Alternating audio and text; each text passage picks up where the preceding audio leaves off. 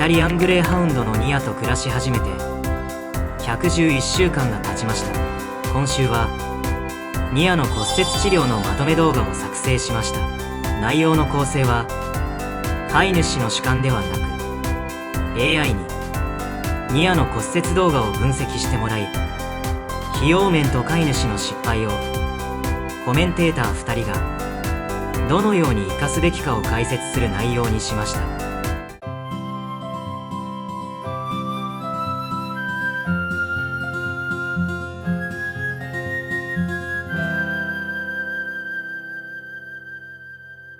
さて今回はですね、ある飼い主さんからお預かりした愛犬との1年以上にわたる戦いの記録とでも言うんでしょうか。これをあなたと一緒に深く見ていきたいと思います。はい。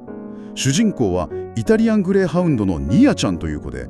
ある日ソファーからジャンプしたことがこの本当に長い戦いの始まりでした。飼い主さんが YouTube の動画とあとすごく詳細なタイムラインで記録してくれたんですが、これなんか単なるペットの怪我の記録じゃないんですよね。愛する家族の一員が突然大怪我をした時に飼い主さんが直面する精神的なもの、時間的なもの、そして何より経済的な現実、これが本当に生々しく描かれてるんです。そうなんです。そこで今回はこの記録をですね、3つの視点から紐解いていこうかなと。まずあまりにも大きかった費用、次に退院後に始まった終わりの見えない苦労、そして最後に全てを乗り越えたからこそ見えてきた後悔。ペットを飼っている方、それからこれから飼おうと思っている方には特に聞いてほしい内容になっています。では早速見ていきましょうか。この壮絶な物語がいかに突然始まったのか、そこからですね。本当に悪夢って突然やってくるんですよね。2024年の10月下旬、ニアちゃんがいつものようにソファーからぴょんと飛び降りたその瞬間だったそうです。ギャインっていう今まで聞いたこともないような悲鳴が響いて、で見ると左前足が明らかにありえない方向にぐにゃりと曲がっていたと。うわー。飼い主さんはその瞬間直感的に「あ、折れた」とかってそうです。ここからがもうパニックの連鎖ですよね。ニアちゃん自身も痛みと恐怖で大興奮しちゃってて、助けようと抱き上げた飼い主さんの手とか足にもう本気で噛みついてしまうほどだったと。いやー、想像するだけで胸が痛みますね。で急いでかかりつけの病院に駆け込むんですけど、ここでは処置できないって言われてしまって、別の病院を紹介される。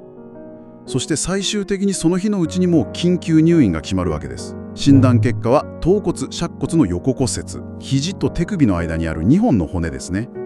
それがもう揃ってぽっきりと真横に折れてしまった状態でした。この骨折、実はイタリアングレーハウンドみたいな足が細くて長い犬種には決して珍しくない事例なんですよ。でもじゃあなぜギプスではダメだったかというと、この2本の骨が完全に横に折れちゃうと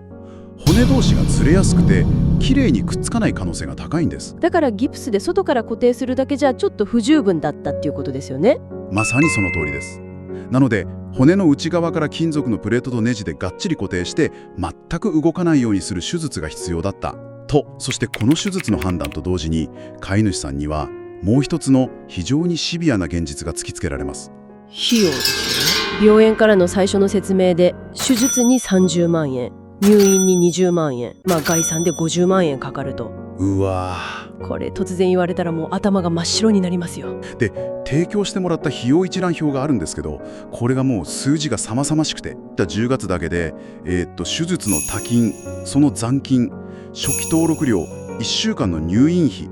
これらを合わせると初記事だけで46万7610円。うわー、ほぼ最初の概算通りじゃないですか。そうなんです。しかもこれがあくまで始まりに過ぎなかったんですよね。この戦いは1年以上続きましたから。タイムラインの最後に記録されている治療費の総額は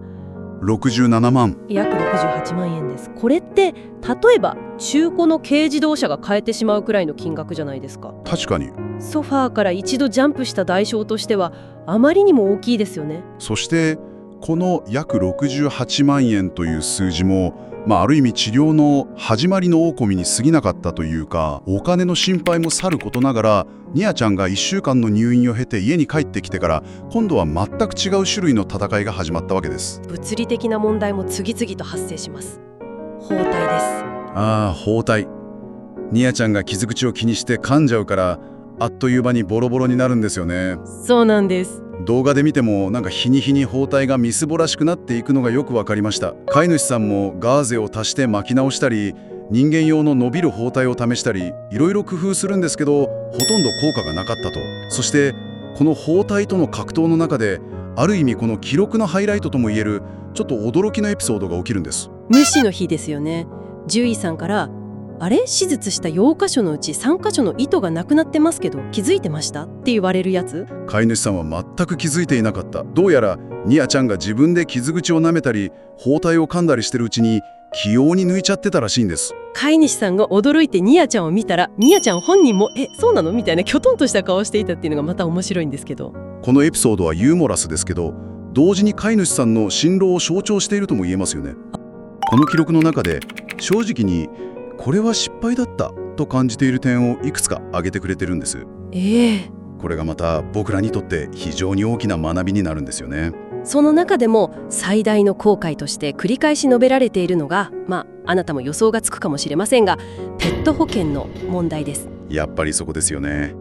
ただこのケースが示唆しているのは、保険に入るか入らないかっていう単純な話じゃなくて、いつ入るかが決定的に重要だったっていうことなんです。その通りです。飼い主さんは骨折という事故が起きた後に慌てて保険に申し込んだんですよ。その結果、ニアちゃんの左前足の骨折は不担保条件、つまり保険の対象外とされてしまったんです。これ言葉は難しいですけど、要するにこの骨折とその関連治療については今後一切保険金は出ませんよという条件がついてしまったってことですよね。例えるなら、一度火事が起きた家に申し訳ありませんが、今後あなたの家の火事については保険は適用されませんと言われるようなものです。まさに手遅れだったと。そうです。もし事故の前に加入していれば、少なくとも手術と入院にかかった50万円近くの費用の大部分はカバーされていた可能性が高いですから。しかもこの不担保条件っていうのは、一度契約してしまうと更新しても変更できないことが後で判明したそうで。うわ、そうなんですか。それで飼い主さんは別の保険への乗り換えを検討し始めていると。この苦い経験から飼い主さんは保険を選ぶ上での具体的なポイントをいくつか挙げてくれてます。手術費用は30万円以上、入院費用は20万円以上出ること、通院費用も対象になることなど、これはもう経験者ならではのリアルなアドバイスですよね。これは今ペットを飼っているあなたにとっても非常に重要な視点ではないでしょうか。うちの子は大丈夫と思っていても、事故は本当に一瞬ですから。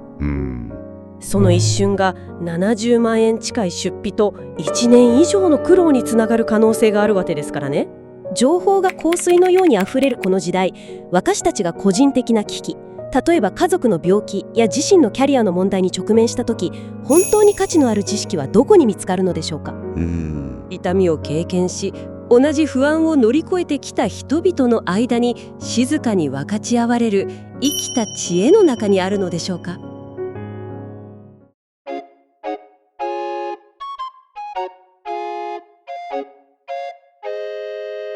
いかがだったでしょうか。漢字の読み間違いやアクセントのズレが多少気になりましたが、こまめに褒めてくれるので照れくさい箇所が何箇所かありました。 AI には動画の他に治療に関するタイムラインや手術、通院の費用も時系列にデータ化した上で、飼い主として失敗したと感じたことやこうすればよかったことをまとめて解析してもらいました。第三者の視点で解説してもらったことで、飼い主自身の脳内整理ができたので非常にありがたかったです。引き続きこんなテンションで動画を作っていきますので、ぜひチャンネル登録と